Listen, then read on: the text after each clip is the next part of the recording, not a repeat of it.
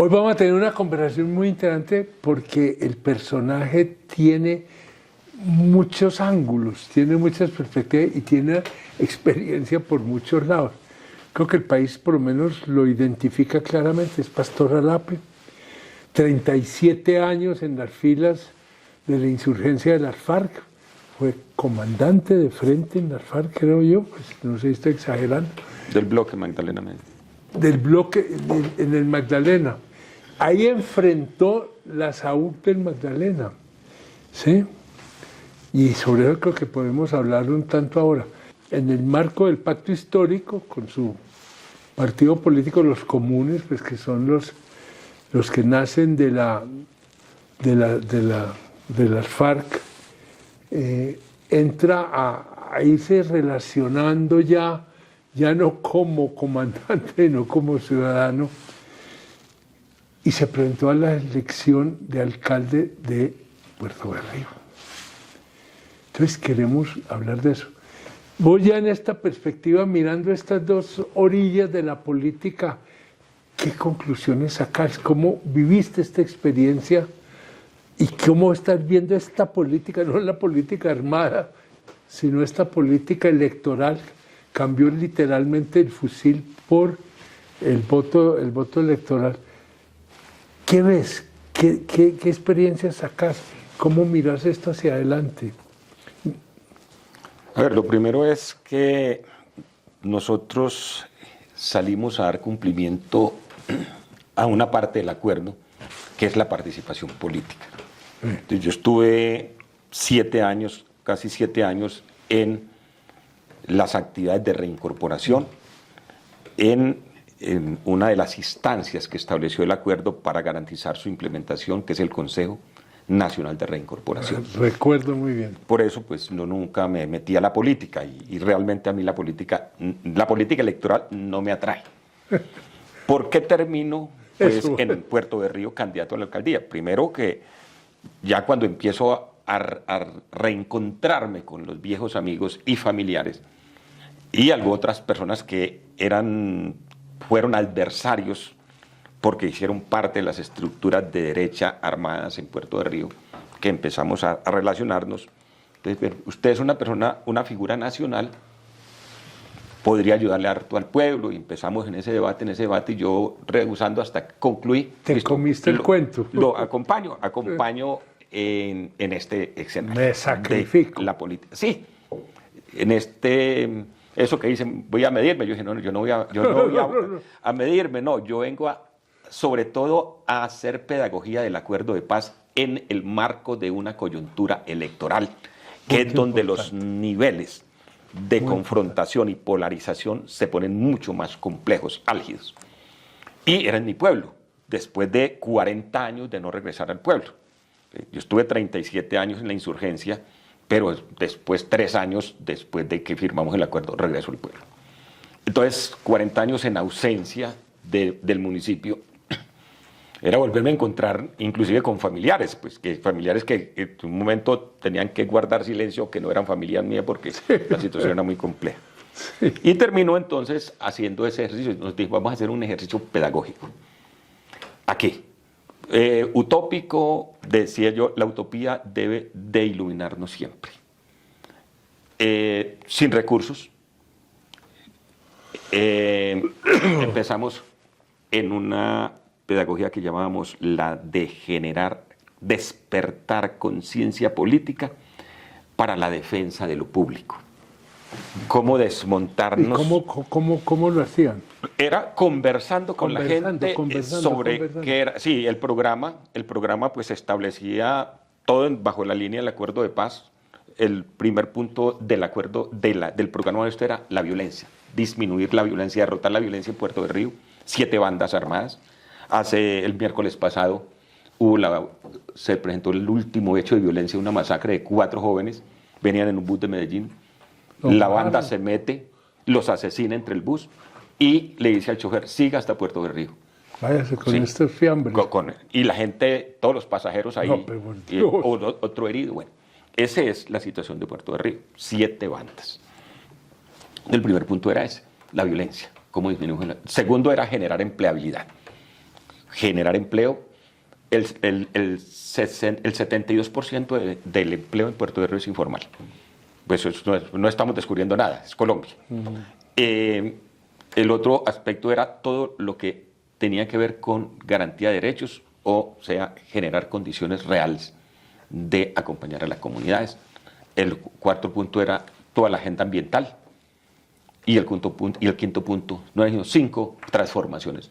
El quinto era generar todas unas acciones para generar cultura de paz, reconciliarnos y demás. Entonces, en ese sentido nos empezamos a hacer la campaña. Y era, pues, generar conciencia de que la gente votara, saliéndonos sin ningún compromiso con ninguna de las empresas del lucro electoral. Digo, no vamos a recibirle, no nos vamos a empeñar con nadie, vamos a gobernar nosotros.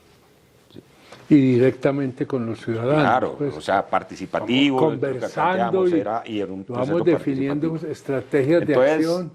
Pues nuestra campaña, primero, no pegamos en ningún afiche, dije, no vamos a ensuciar el pueblo. La política es mugre, no vamos a seguir metiéndonos en ese mugre, que después arrancan y tiran y quedan las casas. Sí, no se queda vuelto nada. Entonces, eso no, vamos de la luz. Vamos a buscarnos los recursos para conseguir pendoncitos y pedimos permiso en las casas que nos los dejen poner. Así hicimos los primeros 20 pendones. Llegó un momento en que pues, no conseguíamos más para esos pendones, entonces tocaba ir a la casa, nos presta el pendón, nos lo vamos a llevar para llevarlo al otro barrio. ¿Sí? Se lo devolvemos. Así empezamos. Sí. Y conversando. Ese fue el ejercicio. Fueron 1.572 votos que sacamos. Teníamos más esperanzas, pero ¿qué queda de aprendizaje? Primero que es que hay empresas concretas de lucro electoral. O sea, establecen el manejo del Estado en esas regionales. No son los partidos políticos. No son los partidos políticos quienes son hoy... La bandera digamos, la fachada. Exactamente. Los partidos son la fachada.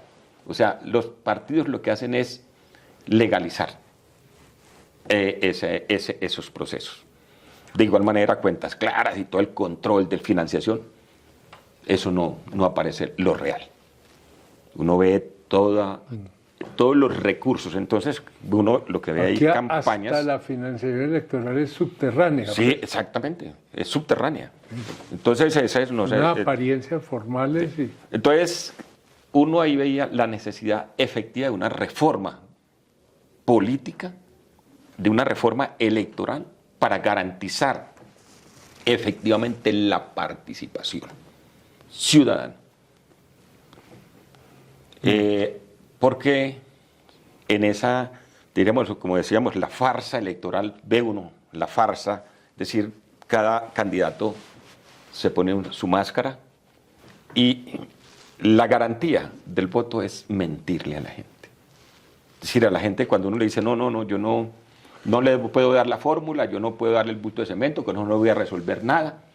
Entonces, cuando uno ya se mete a hablar, entonces, no, yo no puedo votar por usted. No vote. Sí, de frente te decían. Sí, yo les decía. No es así, yo les decía. Es un negocio. Claro, lo que les decía era, pero no vote por mí, no, tranquilo, vote porque, pero no perdamos la amistad. Sí. Sigamos hablando. Sí, don pastor, pero yo. Bueno. Después, ahora, uno se sienta a hablar con la gente y ve que la gente, con esos 2 bultos o 3 bultos de cemento, organizó el bañito. Tapó unas goteras que tenía. La gente arregló el mesoncito de la cocina. Sí. El día de las elecciones, los 120.000 del voto, la gente compra una paquita de cerveza. Ahorita de uno venden una barata. Muy buena, sí. Entonces se compra una paquita, se compra unos huesitos, hace sancocho con la familia, se toman la cerveza y ese voto, ese que le pagaron por el voto, la gente por lo menos dice, esto es lo que le saqué al político porque sé que es una mentira. De ahí para allá nada. No cuento con él.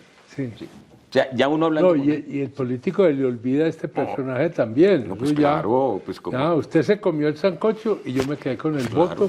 Y ya. Estamos en paz. Yo me quedé con el presupuesto del municipio. Sí. Pero la relación personal quedó saldada. Ole, y estos que hablamos ahora, finalmente los partidos ya son una fachada, son los políticos y las fuerzas que se están moviendo con los políticos, que son fuerzas económicas, sí, es decir, legales y detrás de cada político hay una estructura económica que se va a beneficiar del payaso que es el político. Y puede ser estructura legal e ilegal. Eso, en las dos. Ahí bueno, juegan igual. De las economías de este país. ¿Sí? Las economías de este país.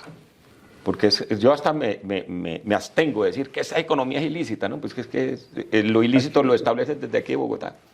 Entonces no se establecen políticas públicas efectivas para poder incluir a la sociedad, a todos, diríamos, bajo el cobijo del Estado. El Estado no se siente.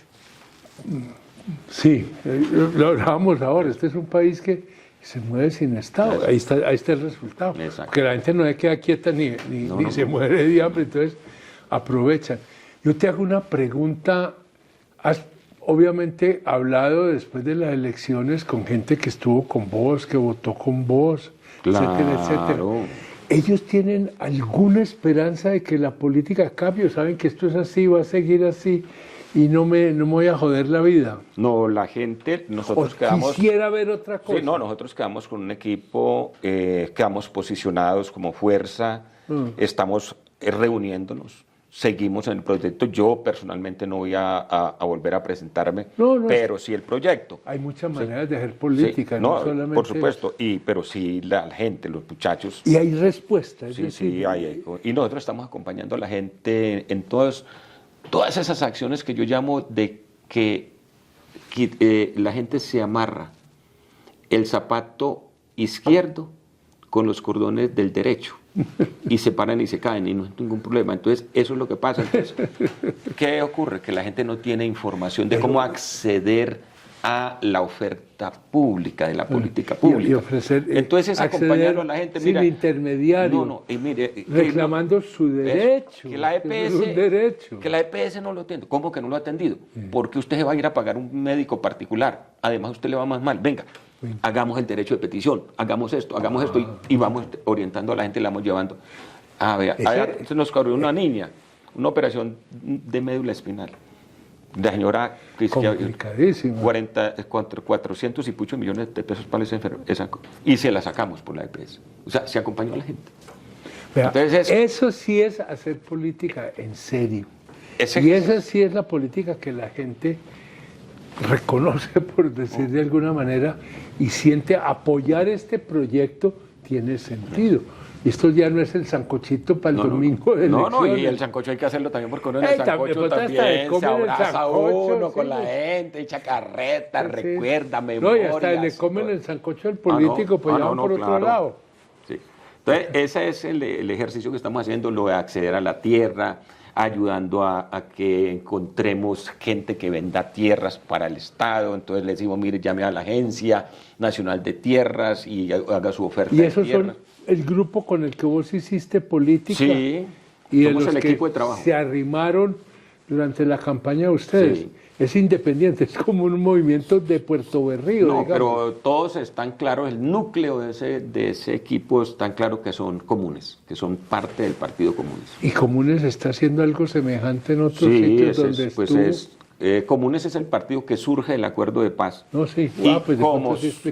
Y como parte de las responsabilidades de Comunes es un partido que promueve la construcción de paz en todo el contexto de lo que implica la construcción de paz, que es pues acciones de reconciliación, de poder disminuir la guerra, la violencia, todo lo que implica la no repetición, que es trabajar para que no se estructuren nuevos grupos armados, prevención del reclutamiento de menores y la protección ambiental, la protección de la vida que pasa por eso en el fondo ambiental. Es un fortalecimiento de una política democrática, de unos partidos democráticos. ¿Vos tenés alguna ilusión de que eso pueda llegar a suceder ya con todo lo que has vivido? Sí, pues nosotros consideramos que Colombia no puede estar condenada eternamente a la barbarie. Nosotros tenemos que superar estos ciclos de más de 3 siglos prácticamente, vamos a completar 3 siglos en una dinámica de violencias y de la política a partir de la violencia y el exterminio físico del otro. ¿Sí? Venimos de esas, diríamos, de esa dinámica, o de esa realidad, mejor, política en Colombia. Yo creo que tenemos que superarla. Pero fíjate una cosa, no sé, pensando en lo que estás diciendo y un poco en los escenarios en que te has movido, en que te estás moviendo en este momento, uno a veces pensaría que esta gran transformación de la política, porque yo creo que en el fondo el problema número uno, pues profesor mío, el problema número uno de Colombia es la inexistencia o la crisis o la pobreza de la política. Digo, aquí tendríamos una economía, poder una cosa decente, un sistema de salud que puede organizarse, pero donde está como el cáncer de la sociedad o el que la bloquea es la parte política. Y yo no sé si de pronto no estamos en el momento de los grandes discursos, sino más bien de las acciones que se van desarrollando con comunidades, con territorios, y que de abajo para arriba se va como transformando y va surgiendo una nueva política. Suena muy ingenuo, porque es que oyéndote... A ver, pero es que, ¿qué es lo que hoy podríamos... Hay que hacer las dos cosas. ¿Qué es lo que hoy podríamos entender de la política? Primero, es que el ciudadano que va a la política no lleva en su visión ni en su compromiso generar políticas para resolver los problemas que tiene su territorio o la nación. Se llega con una visión clara de que es como entró pobre y salió con un recurso. El CBY con... Exacto. Entonces, ¿cómo voy yo en claro, esto? A ver, exacto. dígame, a ver. Entonces, como hay la empresa del lucro que es la que lo pone, la empresa electoral que es la que lo pone, y le costea una campaña 2.000, 3.000 millones de pesos para un presupuesto de 52.000 o 60.000 millones de pesos, que tiene el municipio más lo que se pueda gestionar por otro lado. ¿Qué se puede hacer? Porque es que se ha hablado mucho de empobrecer la política, restringir mucho los presupuestos, inclusive llegar a un financiamiento estatal de la política. Y es que es chistoso. Entonces, porque para si una no, esto alcaldía... queda a la oferta y la demanda. A ver, ¿quién me da más? Pero lo chistoso es que entonces la devolución de los votos. Entonces un voto para una alcaldía o un consejo municipal vale 2.600 pesos, algo así. Y se supone que con eso pues se da la financiación. Entonces un ciudadano que es elegido como en Puerto de Río con casi 5.000 votos, pónganle 5.000 votos. Y por cada voto le van a devolver 2.600 pesos. Pues desde ahí empieza lo absurdo. No, hay desfase entre el costo real lo incoherente y el del costo Estado reconocido por el Estado. Claro. No, es que uno puede limosnas. Pero yo me atrevo a decir que eso bien hecho, es un factor que pues, es muy importante para ayudar a limpiar la política y todo el proceso de manejo del Estado finalmente, porque el Estado se maneja desde los intereses políticos. En concreto, este país requiere una profunda acción dirigida a generar cultura de paz, desde Bogotá hasta los territorios marginales. Hasta la última veredita. Pero tiene que ser una acción permanente de Estado, como decimos, de manera integral. El Estado presente en todas las partes. ¿Cómo se hace? No, pero es que sencillamente usted va al Banco Agrario, para decir el Banco del Estado, y vaya a solicitar un préstamo. ¿Qué problemas tiene? ¿Qué hace una persona que tiene, usted que fue del INCODER y sabe el mundo de la ruralidad? Entonces, esos campesinos que llevan 3 generaciones con el mismo predio y no se lo han formalizado, ¿sí? Porque el Estado no ha llegado ahí. Usted sabe todas las vueltas que tiene que hacer un ciudadano para ir a formalizar un predio, todas las trabas que le ponen. Y sin la formalización no hay crédito. Y si no tiene formalizado no hay crédito, entonces ya le entendemos su necesidad, pero ¿de qué? No, se vuelve es un círculo vicioso. Pero ¿dónde se está llegando? Al gota a gota. El Claro, gota a gota claro, no. El gota a gota está inclusive a la salida del banco. Sí, se ríen. Ahí están. Venga. No, ustedes le negaron. Papeles, no, venga, ¿qué tiene? Tantas vacas. Puede Listo. valer un poquito más, pero se lo garantiza. Un pocote más, hasta el 10%. Sí, pues, ellos no van a decir. Claro, eso es. Es que es eso.